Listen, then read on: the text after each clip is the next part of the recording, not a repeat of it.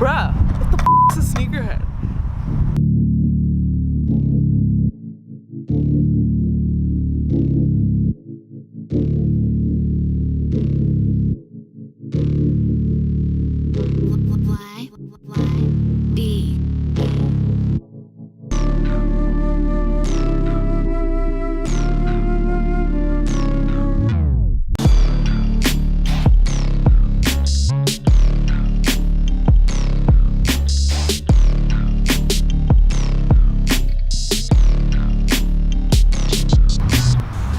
Sneakerhead is someone that loves just to collect the shoes, like collect shoes out of their mind and just go out of their way to find shoes that won't even like restock in the next year or so.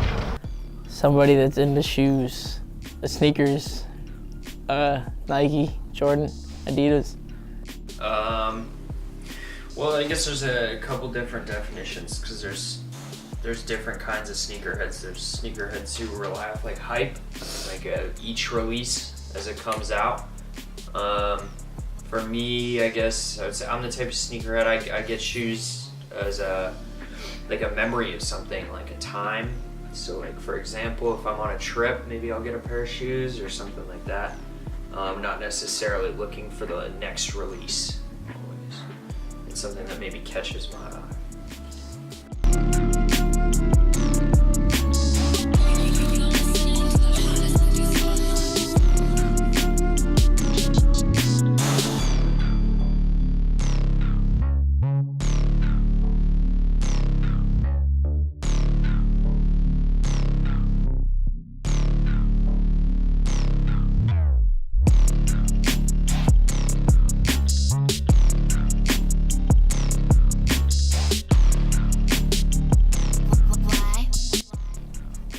Michael Jordan, basketball player, is the man that dropped the sneaker.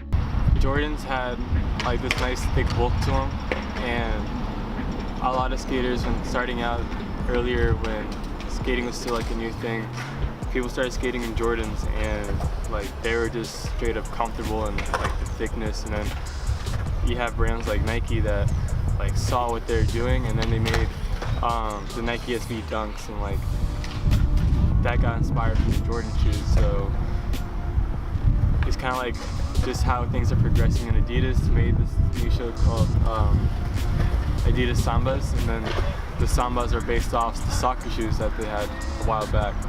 And it's crazy thinking that like from all these different sports they go into skateboarding, just evolutionizing the shoe. So in my opinion, it's kind of like the vintage like aspect of it kind of brought more to the table, I think.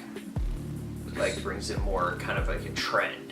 The shoes that came out first were better than the ones that are coming out now because they're trying to do too much. I liked wearing old shoes. Old shoes are cooler than new ones. Like I noticed when a shoe is a lot older, somebody might, have more of a inclination not to wear it, as well as being a little bit less like protective over like this generation. I kind of think has a little bit more leeway in terms of like monetary like expenses to be able to buy the shoes. So like I think it's less of like it's a $200 pair of shoes than it was back in the mid 1990s, whatever it was. I don't know. I do. I like old sneakers too, but I also like a lot of weird stuff, like a Christian Louboutin with diamonds all over it. I wouldn't see a lot of. I mean, I know that there's a lot of people that do, but most of the older generation wouldn't like something as colorful or as crazy as this. Also, like this shoe right here. A lot of people compare it to much cheaper shoes. And these shoes are 2Gs, and me, I'd spend the 2Gs. Older people probably wouldn't spend the 2Gs on this shoe.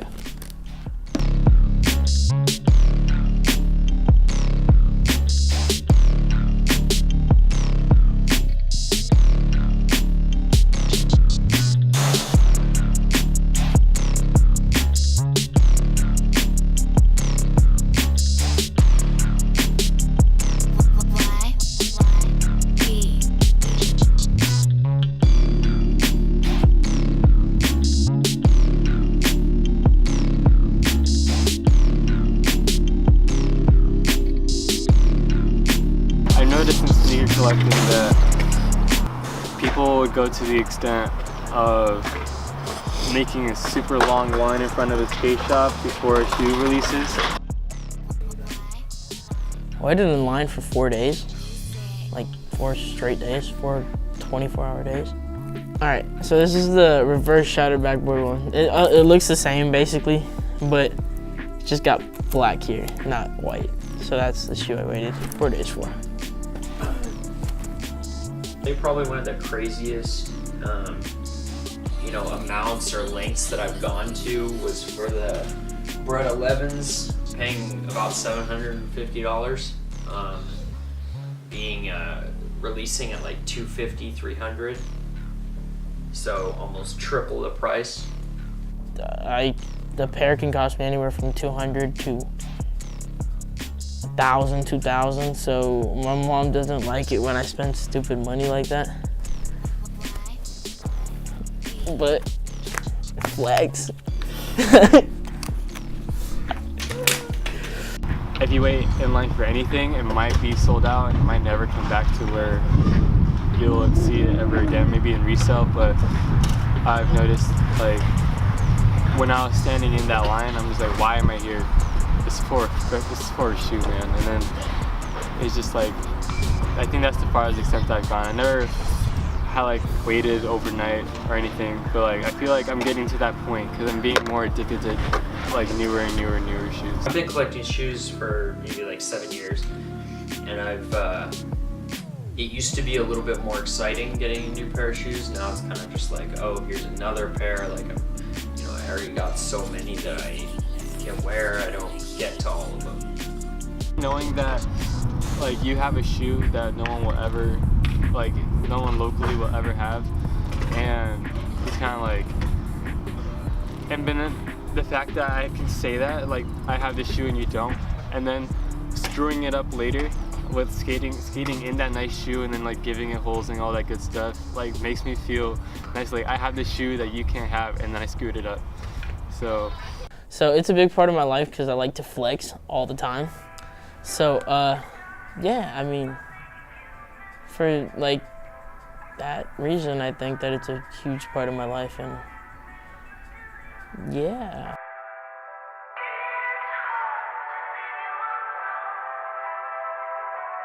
Hey. Since a youngin', I done had my heart broken. I kept this love game way too open. I saw shawty ride away like the ocean. I know it's bad, but I still keep hoping. And now I see you with this brand new dude, and you looking like this a brand new you. Change it up, but this brand ain't you. Love is exactly what your man can't do. Love is wanting more for someone than they want for themselves. Guess I love a lot, but this is something I cannot help. Baby girl, you an angel, but you be bringing the hell. Let me show you up like kindergarten. Yeah, show and tell, huh? And you a diamond, light skin shining. You the type of girl who I would buy a whole island. You know you special to me when I put it in the rhyming, but you ain't being honest with you, so quit lying. It's funny how you love it all the time. It's funny how you love it all the time. It's funny how you love it all the time when it's gone, baby, when it's gone, yeah. It's funny how you love it all the time. It's funny how you love it all the time. It's funny how you love it all the time when it's gone, baby, when it's gone, yeah. How you mess with a dude who don't love you? You say you want a real man, so baby, I would love to be that man. With the plan, we can rule the whole land. Shit, we might be getting early, but I'm trying to meet your fam, oh man, huh? Nah, I'm just playing, yeah, I'm just playing.